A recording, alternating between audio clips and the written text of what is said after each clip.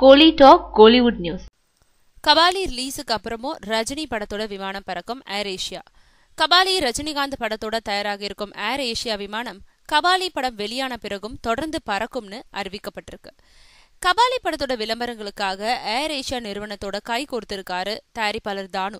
அதன்படி ஏர் ஏஷியாவோட விமானங்கள்ல கபாலி படம் விளம்பரம் செய்யப்படும். மேலும் படம் வெளியாகும் தினத்தன்னைக்கு சென்னையில முதல் காட்சி பாக்குறதுக்கு பெங்களூர்ல இருந்து சிறப்பு விமானம் ஏற்பாடு செய்யப்பட்டிருக்கு.